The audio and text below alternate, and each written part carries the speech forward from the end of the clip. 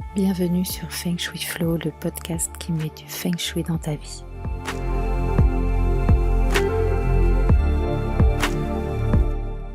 Je suis Aude Charot. Ma mission est de vous aider à faire de votre habitat un véritable compagnon de vie. J'accompagne également les entrepreneurs à transformer leurs locaux professionnels en vecteurs de réussite. Dans ce podcast, j'aborde des sujets variés liés au bien-être. Feng Shui bien sûr, mais aussi déco, dev perso, spiritualité, énergétique, lecture inspirante. Je suis parfois seule, parfois accompagnée, car j'ai le plaisir d'avoir de temps en temps des invités. Chaque lundi, recevez votre dose de belles énergies. Hello, ravie de vous retrouver pour cet épisode de podcast qui va être un petit peu différent. Aujourd'hui, on va rester dans la déco d'intérieur pure. Je voulais vous parler d'ambiance lumineuse et notamment comment créer une ambiance lumineuse adaptée à votre pièce. Puisque l'éclairage, il est vraiment créateur d'ambiance. C'est important de le soigner et c'est important surtout de l'adapter effectivement à la pièce pour laquelle il est pensé. Il ne s'agit pas seulement de compenser un manque de lumière naturelle avec n'importe quelle ampoule ou n'importe quel luminaire. Ajuster l'éclairage dans sa maison ou dans ses locaux professionnels, ça peut être plus compliqué qu'on ne le croit. Donc c'est pour ça qu'aujourd'hui, je voulais vous donner quelques conseils pour créer une ambiance lumineuse. Alors, on va d'abord se replonger dans le passé. Je trouvais ça sympa de vous faire un petit historique de l'éclairage dans l'histoire. Alors, selon Wikipédia, j'ai noté la petite phrase, l'éclairage c'est l'ensemble des moyens qui permettent à l'homme de doter son environnement des conditions de luminosité qu'il estime nécessaires à son activité ou son agrément. Eh bien, je trouve que cette définition, elle est hyper pertinente dans le contexte d'ambiance lumineuse puisque c'est exactement ce qu'on cherche à faire. On ne veut pas simplement allumer la lumière, on veut le faire de telle sorte que nos besoins soient satisfaits. Alors, au tout début, on utilisait le feu, puis des torches, dès que le soleil se couchait et que la lumière naturelle, elle était plus suffisante. On a ensuite inventé des lampes à combustion. Donc d'abord, on a brûlé de l'huile, c'est ce qu'on appelait les lampes à huile, puis du suif, les chandelles, puis de la cire d'abeille, ça c'était les bougies. En 1813, on a inventé l'éclairage au gaz. En 1853, la lampe à pétrole. Il faut attendre 1878 pour que soit développée de façon industrielle la première ampoule à incandescence. Ça, c'est Thomas Edison. Le français Georges Claude, lui, il a créé le premier tube à néon en 1910. Lui succède alors le tube fluorescent, ça c'est en 1936, et 23 ans plus tard, la lampe halogène. En 1980, Philips commercialise la première lampe fluo compacte, qui est plus connue en fait sous le nom d'ampoule basse consommation. Et enfin, le prix Nobel de physique 2014, il est attribué aux inventeurs de la LED, la diode électroluminescente, qui permet de réduire la consommation électrique de 90% par rapport aux ampoules à incandescence. Alors, comment adapter l'ambiance lumineuse à la pièce ? Chaque pièce de la maison, elle a été définie pour un usage plus ou moins précis. Et l'ambiance lumineuse que l'on va choisir d'adopter dans telle ou telle pièce, elle ne va pas être anodine. En Feng Shui, on dit qu'il y a des pièces yin et des pièces yang.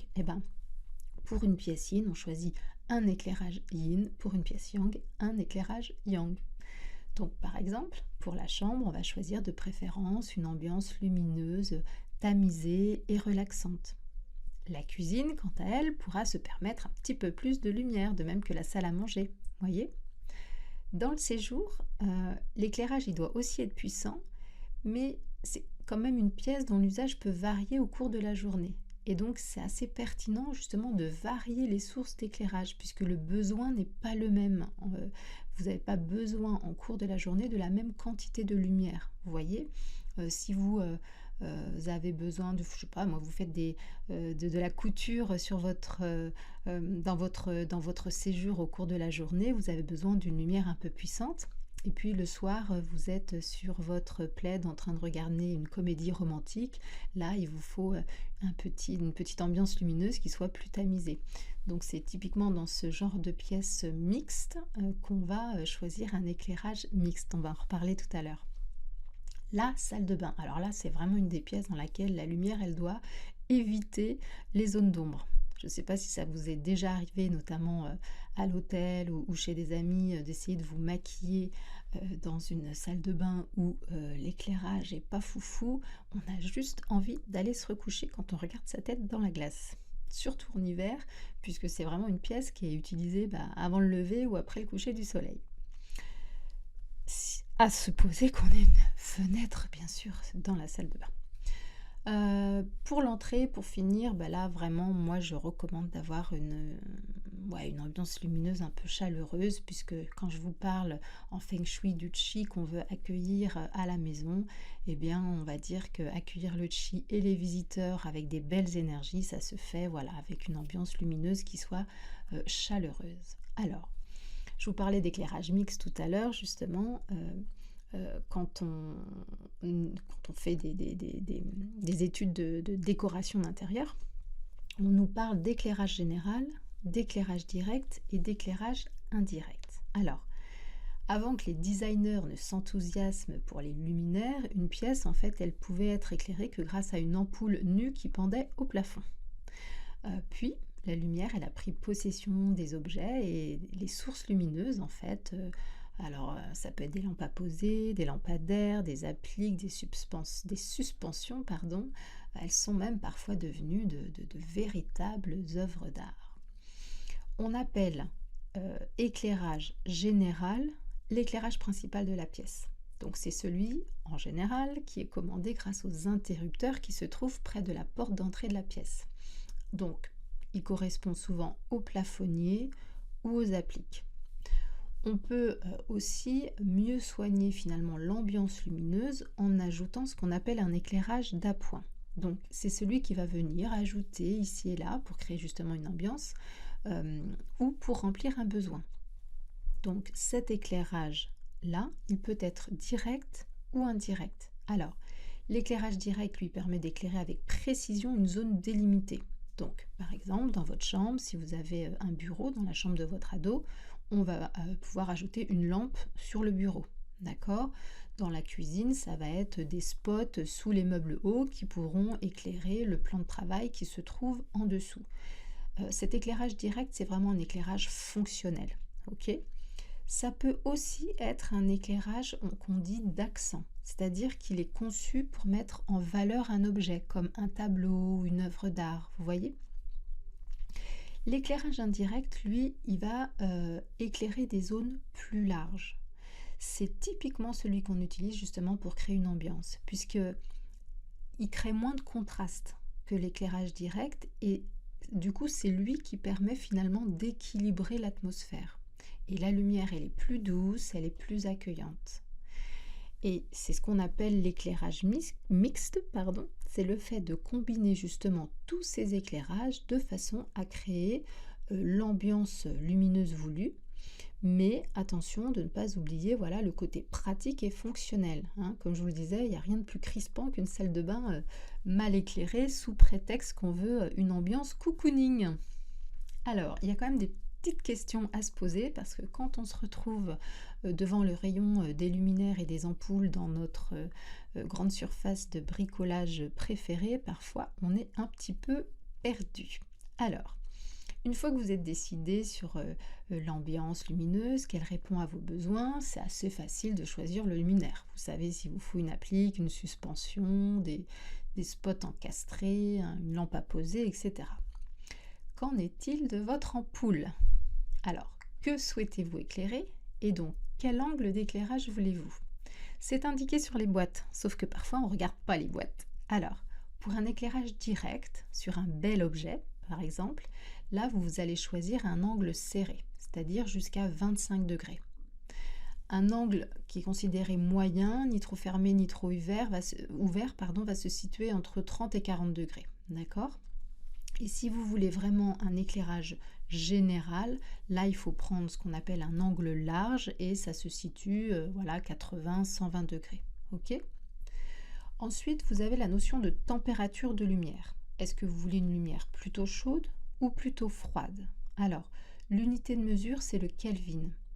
C'est également une indication donc, qui figure sur les boîtes. Et je trouve ça sympa parce que maintenant, les grandes surfaces de bricolage, elles mettent souvent l'accent justement sur cette température de couleur. Et les ampoules, elles sont généralement classées en fonction de ça. Donc, pour un blanc chaud et donc une ambiance chaleureuse, reposante, il faut choisir une lumière entre 2700 et 3000 Kelvin. De 4000 à 5000, là on est sur un éclairage qui est un petit peu plus stimulant.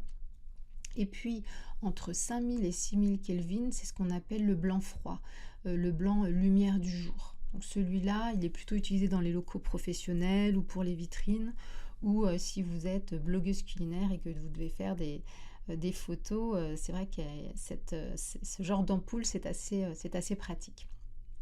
Et après, évidemment, vous avez la puissance de l'ampoule. Et ça va dépendre du volume de la pièce. Donc, avant, rappelez-vous, on parlait de watts, mais avec les ampoules LED, on parle de lumens. Les lumens, en fait, ça mesure la quantité de lumière totale qui est visible de l'ampoule. Donc, plus le nombre est élevé, plus la lampe, elle est brillante.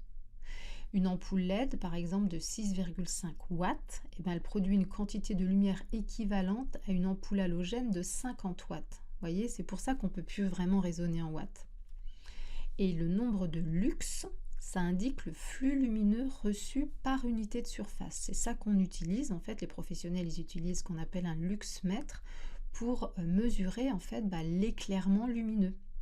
Donc, par exemple, pour l'éclairage général, on dit qu'il faut environ 100 lux pour l'entrée, le couloir, le salon et une chambre de couple.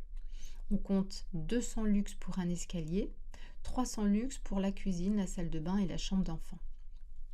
Par exemple, comment on fait le calcul? Donc, si votre cuisine a une surface de 20 mètres carrés, cette pièce, elle nécessite environ 300 lux. Donc, comme 20 fois 300, ça fait 6000, ça veut dire qu'il faut 6000 lumens pour l'éclairage général de la pièce.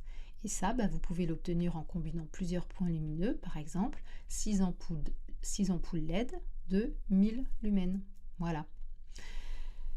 Écoutez, j'espère que cet épisode sur l'ambiance lumineuse vous aura éclairé, puisqu'effectivement ce n'est pas si facile et parfois on est tenté de privilégier les objets déco, on craque sur une lampe, etc. Et en fait on ne s'attarde pas sur le côté fonctionnel, mais vivre bien dans son habitat, on sait aussi faire en sorte que l'éclairage soit top et que tout soit fluide, évident, adapté.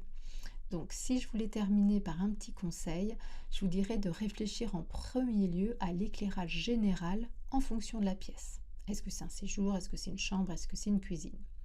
Ensuite, petit à petit, vous allez venir ajouter de l'éclairage d'appoint en fonction de deux éléments. L'usage et la déco. D'accord? Donc l'usage, par exemple, si quand vous lisez votre petit livre, vous êtes toujours assise dans le fauteuil bleu du salon, et peut-être que ce serait intéressant d'ajouter justement un éclairage direct au niveau de ce petit fauteuil. Et puis pour la déco, j'entends, si on vous a offert un superbe vase déniché en brocante et qui mérite vraiment une mise en valeur, là également vous pourrez choisir un éclairage pour ce vase. Voilà, écoutez, merci beaucoup pour votre écoute. Si cet épisode vous a plu et si mes épisodes vous plaisent en général, pour me soutenir et faire connaître le podcast, n'hésitez pas à me donner une jolie note de 5 là où c'est possible. Donc par exemple sur Apple Podcast et Spotify. Et puis n'hésitez pas aussi si vous voulez interagir avec moi à poser des commentaires puisque chaque épisode de podcast est relayé sur mon Instagram. Donc n'hésitez pas à venir commenter ce post avec éventuellement vos questions si je n'ai pas été assez claire lors de mon épisode ou si vous avez d'autres conseils à donner ou d'autres choses à ajouter. Voilà, je vous souhaite une très belle journée, après-midi, nuit, matinée, où que vous soyez. Je vous dis à très bientôt. Ciao, ciao! Merci pour votre écoute d'aujourd'hui. Pour aller plus loin, n'hésitez pas à lire les articles très détaillés que j'écris chaque semaine sur le blog de mon site fengshui-expert.fr. Pour ne rien rater des prochains épisodes, suivez-moi sur votre plateforme de podcast préférée ou sur mes réseaux sociaux. Vous me trouverez sous le nom Aude à la déco.